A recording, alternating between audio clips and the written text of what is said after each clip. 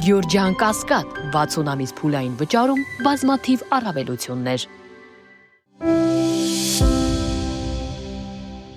Թուրք-ադրբեջանական երկնակամարում սպառնալիք լինի, այս երկու երկրները իրար երթում են տվել, մեկ-մեկու օգնության հասնել։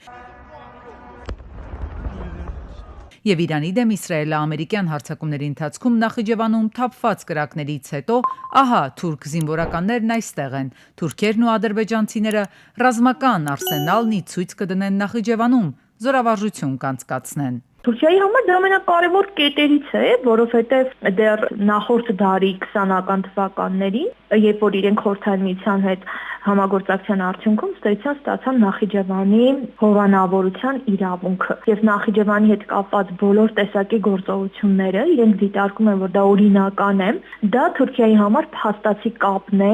Հարավային Կովկասի հետ, Ադրբեջանի հետ։ Իսկ Հարավային Կովկասում նրանց ռազմավարության հիմնական սյունը Ադրբեջանն է, դա էլ Ադրբեջան տանող հիմնական ուրեմն ճանապարհն է։ Մերձավոր Արևելքում ընթացող լայնածավալ պատերազմի հետնապատկերում սա ինչ ուղերձ է տարածաշրջանին, ինչ է ասում Թուրքիան իրար դեմ դուրս եկած երկրներին, թուրքագետի կարծիքով պարզապես ուժի ցուցադրություն է։ Չնայած Ամերիկա-Իսրայելա-իրանական պատերազմի հարցում չեզոք դիրք են բռնել, այնուամենայնիվ փոխանցում են, թե այստեղ են, իրավիճակին էլ տիրապետում են։ Բացառված չի, որ Իրանին նաև ուղղված լինի, որտեղ ակնհայտ է, որ Իրանը կարող է ինչ-որ գործընթացներ անել, թեև ես մեծ վերապահումով եմ դրան մոտենում, բայց համենայն դեպս, այսինքն տարածաշրջանի գործողությունների համատեքստում ուժի ցուցադրություն ավելի շուտ։ Դե ում վրա պետք է հարձակվեն, Իրանի վրա։ Ինքնին կանխատեսելի է մանավանդ, որ Թուրքիան բոլոր հնարավոր ձևերով փորձում է հեռու մնալ գործընթացներից։ Հենց այս չեզոքությունը պահպանելու վերաբերյալ թուրք պաշտոնյաների վերջին օրերի հայտարարությունները համախմբելով,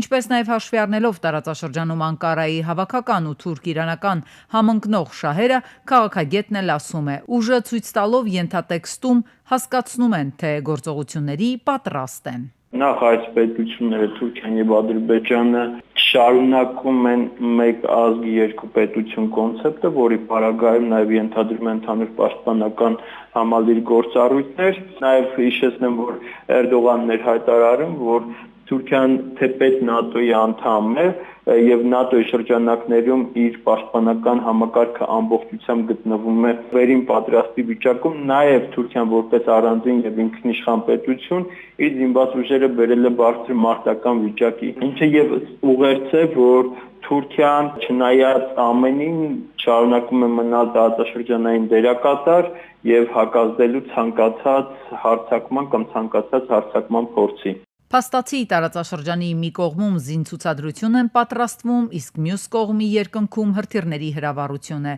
ու այս ամենը մեր քթի տակ։ Բնականաբար ցանկացած կենսունակ պետություն, որը կգտնվեր այս տարածաշրջանում, առաջին հերթին կմտածեր իր անվտանգային համակարգի,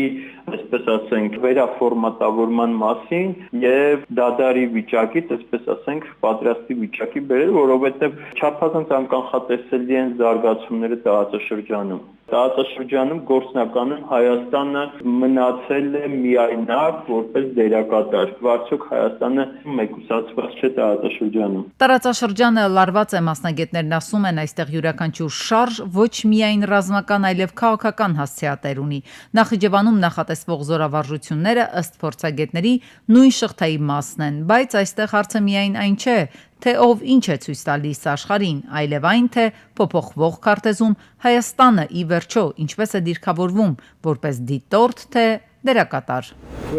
Այժմ մենք ունենք իրական խաղաղություն։ Շատ կարևոր է նշել, որ անգամ ունենք առևտուր Ադրբեջանի հետ, ներմուծում ենք նավթամթերք Ադրբեջանից։ Մինչև Հայաստանի իշխանությունները պնդում են, թե Բաքվից Երևան հասնող բենզինը առհասարակ Ադրբեջանի հետ առևտուրը հաստատված խաղաղության վկայություններից է, Ադրբեջանում այդ երկրի կառավարությունը գնում է Միլի Մեջլիս ու իր գործունեության նախորդ տարվա հաշվետվությունը ներկայացնելիս բաց ուղիղ տեքստով հայտարարում. սա պարզապես առևտուր է, ոչ ավելին։ Ահա այսպես են ձևակերպել ադրբեջանական նավթամթերքի արտահանումը Հայաստան, ունի զուտ առևտրային բնույթ եւ կարող է դիտվել որպես երկու երկրների միջև տնտեսական եւ առևտրային կապերի հաստատման կարևոր քայլ։ Միակ ուղերձը այն է, որ Ադրբեջանը խաղաղություն չկա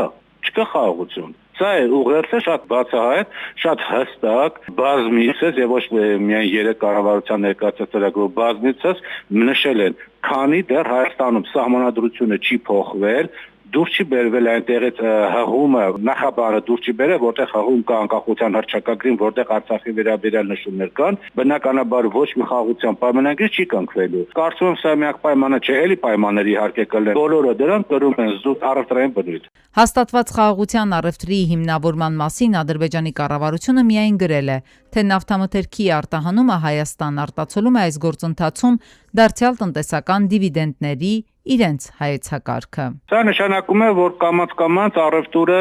սկսում են ուժեղացնել մինչև Հայաստանի հասարակության գիտակցության մեջ Ադրբեջանը պատերազմող երկրից վերափոխվի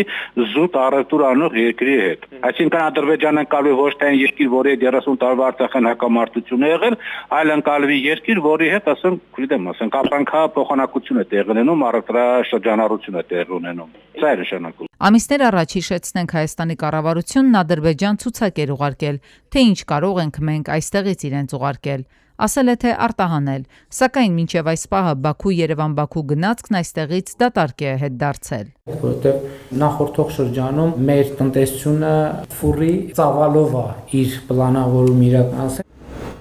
Աշխարհում գրեթե ամեն ինչ պտտվում է փողի շուրջ, առօրյա կենցաղային հարցերից ընդհուպ մինչև պատերազմներ ու գլոբալ աշխարհաքաղաքական խնդիրներ։ Մարտի 16-ից մեկնարկող փողի միջազգային շաբաթը ևս մեկ առիթ է փողի մասին խոսելու ու դրա հետ կապված խնդիրները հասկանալու եւ պարզաբանելու համար։ Փող բոլորն են ուզում, բայց ոչ բոլորը գիտեն, թե ինչպես այն կարելի է ձեռք բերել եւ որտեղից։ Կենտրոնական բանկը նախորդ տարիներին էլ իրականացրել է իրազեկման արշավներ ու պարզ է դարձել, որ հանրությունը ֆինանսապես գրագետ չէ։ Շատ հաճախ գալիս են հենց վարկ վերցնելու, մտածելով, որ կենտրոնական բանկը վարկ է տալիս, սա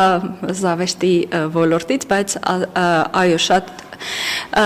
տարածված է հնարավորինս շատ վարկ ստանալու այդ մոլուցքը դեռևս։ Կենտրոնական բանկից խորհուրդ են տալիս ամեն անգամ գումարի կարիք ունենալու դեպքում չշտապել բանկ, սպառողական վարկեր ձևակերպելու, փոխարենը հորդորում են շեշտը խնայողությունների վրա դնել։ Օրինակ, եթե ամսական միջինում ծախսում եք 150,000 դրամ, պետք է առնվազն 600,000 դրամ խնայողություն ունենաք։ Մեր հանրությունը դեռևս սպառողակենտրոն հանրություն է եւ ավելի շատ այսօր է երջանիկ, քան ստեղծում է հիմքեր ապագայում երջանիկ լինելու համար։ Ֆինանսական խարդախությունները արդեն մի քանի տարի է ինչ ակտիվ հարվածում են մարդկանց գրպանին։ Ձեռքծարարների թակարդը չընկնելու առաջին եւ ամենակարևոր պայմանը ֆինանսական գրագիտությունն է։ Յուրաքանչյուր քաղաքացի պետք է իրազեկ լինի։ Այս տարիների ընթացքում ձեռքծարարությունների մեթոդները հիմնականում չեն փոխվել, ինչն էլ օգնում է դրանց դեմ պայքարը ավելի արդյունավետ ու մասսայական դարձնել։ Հիշեք, բանկի աշխատակիցը ձեզնից չի պահանջելու քարտի գաղտնաբար, առավել ևս հեռախոսազանգի միջոցով։ Արդեն այս դարում դա պետք է իմանան 80-նանց մարդիկ, դա պետք է իմանան մինչև 5 տարեկան երեխաները, բոլորը պետք է իմանան, որ ինչպես ձեր տան բանալին չեք տալիս ոչ ոքի, նույն ձև ձեր հեռախոսի բանալին, ձեր մոբայլ բանկինգի բանալին, ձեր անձնագիրը, ձեր սոցքարտը, ձեր քարտի վրայի թվերը, հետևի թվերը, բոլոր թվերը, գաղտնաբառերը չենք տալիս ոչ ոքի։ Խելացի զրույցներ ֆինանսների մասին։ Սա այս տարվա փողի միջազգային շաբաթվա կարգախոսն է, որի շրջանակներում էլ կենտրոնական բանկի աշխատակիցները հանդիպումներ կունենան մի շարք մարզերի երիտասարդական կենտրոնների ներկայացուցիչների հետ։ Նախատեսված են նաև մրցույթներ, հաղթողներին սպասվում են դրամական պարգևներ։ Բոլոր մանրամասները հասանելի են կենտրոնական բանկի պաշտոնական կայքեջում եւ սոցիալական հարթակներում։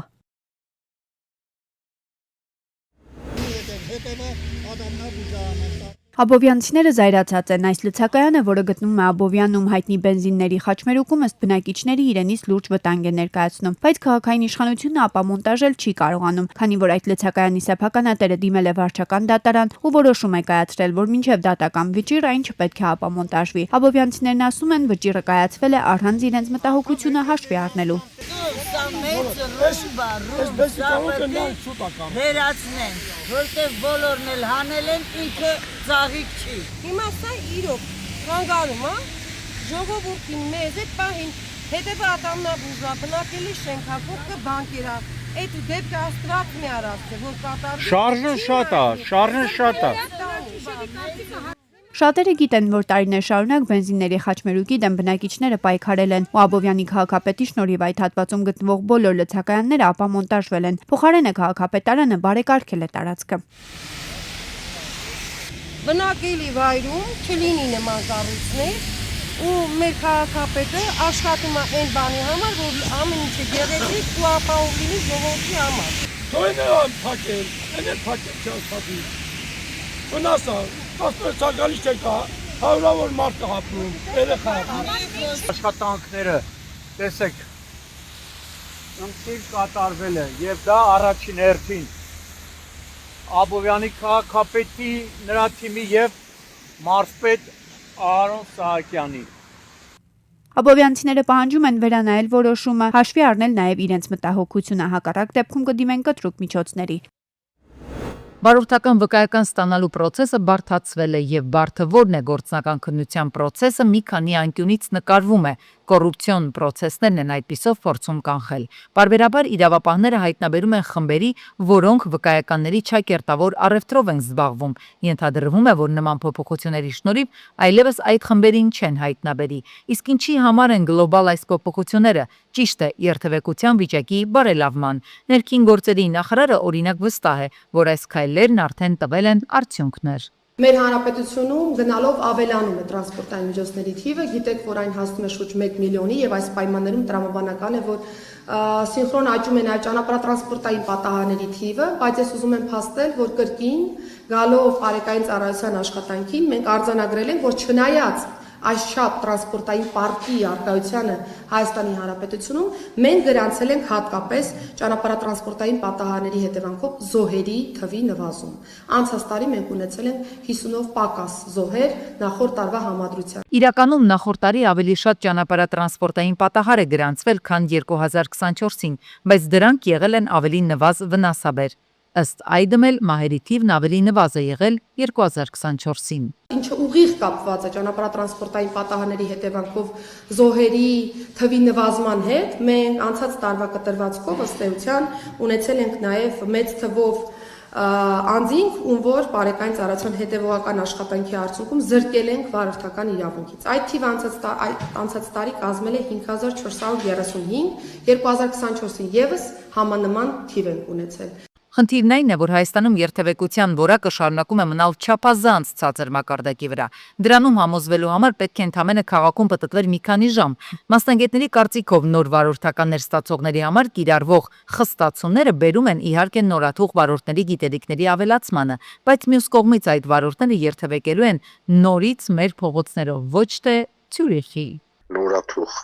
մցրեցիր երթևեկություն 100-ից 90-ը, երթևեկությունից ընդօրինակում են վատագույնը։ Սա բնական է, քանի որ հակառակ դեպքում մարդը ժամերով քաղաքի մի կետից մյուս կետը չի կարողանում հասնել։ Այսինքն քաղաքի բուն երթևեկությունը կազմակերպված է այնպես, որ մարդիկ հաճախ ստիպված են լինում չակերտավոր վատ վարել, նշում են վարորդները։ Խոսքը գծանշումների, ճանապարհային նշանների կամ այլ ենթակառուցվածքների որակի մասին է։ 4 հատ կրկնակի հոց գիտե ոչ մեկ չի հասկանում, որ երթևեկելի գոտին են լեոպարդյան խաչմերուկը բոլորը գիտեն, չգիտես հանդիպակաց քշես քո գոտով ու որն է հանդիպակացը, որն է քունը։ Երթևեկությունը եւ տրանսպորտի կառավարումը բազմաշերտ խնդիր է, հնարավոր չէ 1-2 գործիքով այն բարելավել։ Առաջին հերթին պետք է լինի կառույց, որը կզբաղվի այս խնդրի համակարգային լուծումներով։ Երկրորդը պետք է վերջապես ֆիքսվեն եւ վերացվեն սև կետերը։ Կոմիտաս փողոցի վրա հատված կա, մոտ 200 մետր հատված կա։ Մի տեղ չի, էլի 200 մետրը մոտ մի 3 շենքի հատված է։ Դրա մոտ Հայաստանի Հանրապետությունում ամենաշատ հետնոտների մահվան ելքով վթարներն է եղել։